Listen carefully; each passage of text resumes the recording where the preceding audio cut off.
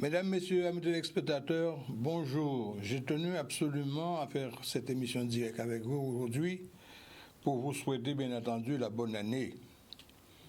Je ne veux pas vous prendre la tête par les événements qui nous assaillent et qui nous ont assaillis pendant toute l'année 2020. J'ai déchiré le dernier exemplaire de mon almanach hier et je veux ouvrir avec vous l'almanach de 2021. J'espère qu'il vous sera beaucoup plus agréable que l'année que nous venons de subir. Monsieur le préfet a donné ses consignes pour que nous puissions sortir définitivement de ce mauvais pas. Rappelez-vous, après le déconfinement, la Guadeloupe était citée en exemple. Nous étions de bons élèves, nous respections les restrictions qui nous avaient été imposées et tout allait pour le mieux. Malheureusement, il y a quelques personnes venues de l'extérieur qui sont venues malades et qui nous ont contaminés et nous sommes arrivés au stade où nous sommes actuellement aujourd'hui. Je ne condamne personne.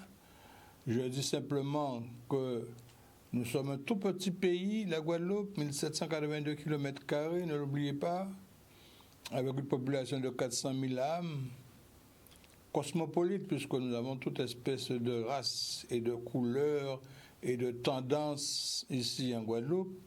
Et jusqu'à présent, nous avons, tant bien que mal, vécu ensemble. Alors, ce que je vais vous dire aujourd'hui, c'est que nous souhaitons, personnellement, à Canal 10, que la vie ensemble continue, que vous continuez à nous apporter vos informations, à nous apporter aussi votre contribution publicitaire pour que la chaîne puisse continuer à exister, vous apporter les côtés agréables que vous attendez de nous, et surtout pour vous dire que nous sommes là, nous sommes vigilants, nous observons. Il y a un petit accrochage en ce moment entre Cap Excellence, notamment la ville des Abîmes, et les autorités préfectorales. Et j'espère que ça va s'atténuer. Comme vous le savez, je suis un militant de la FRAPP, un conseiller auprès du maire des Abîmes, et que par conséquent, tout ce qui se passe autour des Abîmes et de Cap Excellence me concerne. Je suis vice-président du Conseil de développement de Cap Excellence, dont la présidente, comme vous le savez, c'est Mme Mélis, qui vient d'être désignée comme présidente de Haute Excellence. Donc autant de choses que nous sommes en train de mettre en place pour l'intérêt général. Alors, nous sommes dans une situation sanitaire compliquée. Nous avons vu que le centre hospitalier a eu quelques remous ces temps derniers, notamment pour la fermeture, enfin pas pour la fermeture, mais c'était une suspension temporaire de service cardiologie. Le tribunal a tranché, a exigé la reprise des activités normales, donc il ne s'agit pas de vainqueurs et de vaincus. Il faut que le bon sens triomphe toujours dans nos actions. Et si la direction du centre hospitalier avait considéré qu'il fallait modifier la structure cardiologique, c'était peut-être son bon droit.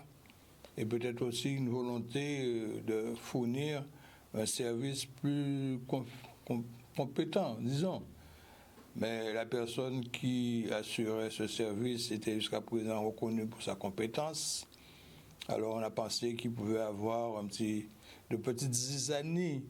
Mais nous ne devons pas rester à cela. Nous sommes des gens responsables et nous devons par tous les moyens faire preuve de responsabilité.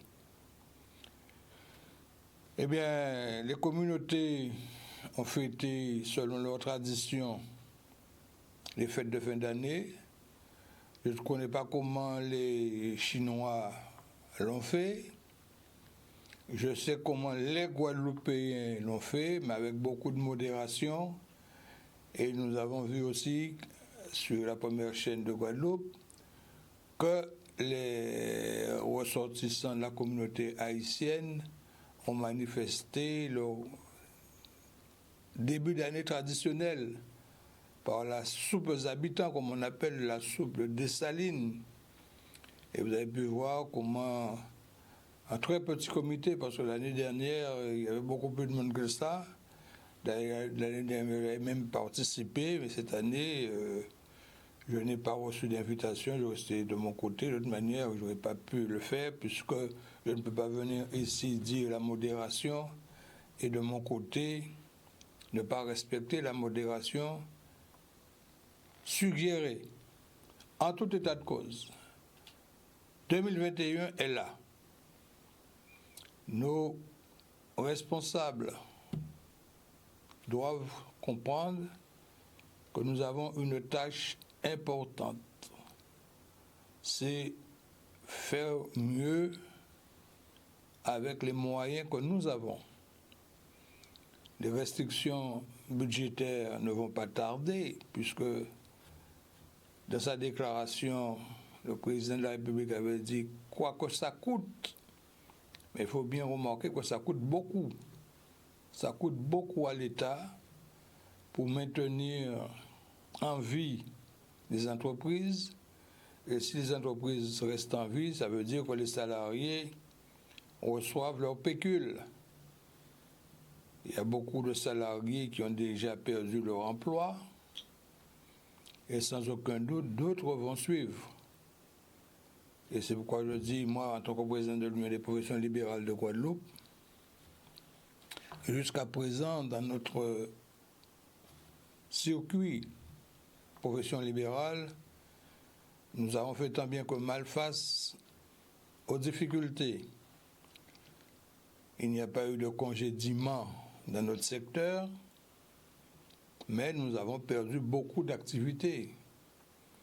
Toutes les audiences n'ont pas pu se tenir, donc les avocats n'ont pas pu percevoir leurs honoraires.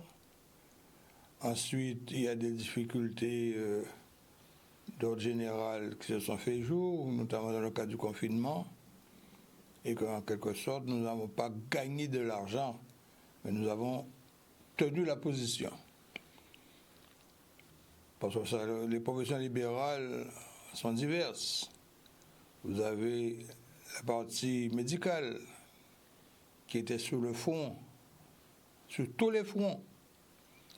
Ensuite, vous avez la partie juridique, les avocats, et vous avez la partie technique, les ingénieurs, les assureurs, les arpenteurs, les notaires, etc., qui de leur côté ont fait comme ils ont pu faire. Mais comme voulez-vous, quand il y a restriction budgétaire, il y a restriction financière. Donc on n'a pas eu suffisamment de moyens pécuniaires, ne serait-ce que pour offrir des cadeaux à nos enfants pour les fêtes de Noël.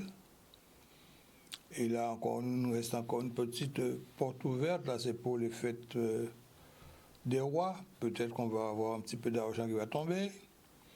Les retraités n'ont pas encore perçu leur retraite, puisque ça tombe avec un petit peu de retard chaque année, chaque mois.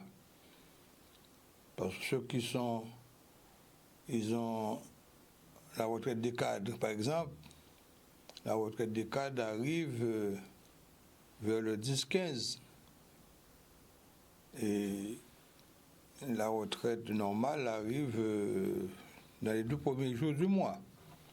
Donc maintenant, les choses vont commencer à entrer, les pécunes vont entrer, et nous pourrons peut-être fêter les rois avec un petit peu plus de moyens. Voilà, mesdames, messieurs, ce que je voulais vous dire. Surtout, le masque. Ne jamais oublier le masque. J'en ai 3. J'en ai toujours un en permanence en main. J'ai toujours un en permanence dans la poche de ma veste. Et j'ai toujours un en permanence dans la boîte à gants. Donc, à tout moment, il faut avoir cet instinct, ce réflexe de prendre le masque. C'est notre arme principale.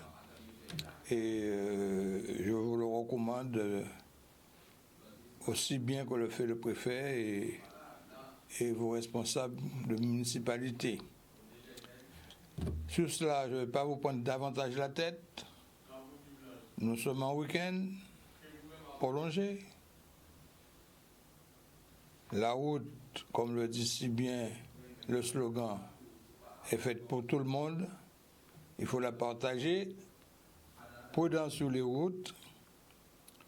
Et j'espère vous retrouver l'autre semaine, l'autre samedi qui vient, en bonne santé et en agréable situation pour affronter nos difficultés de 2021. Bon week-end à vous tous, bonne année et à bientôt.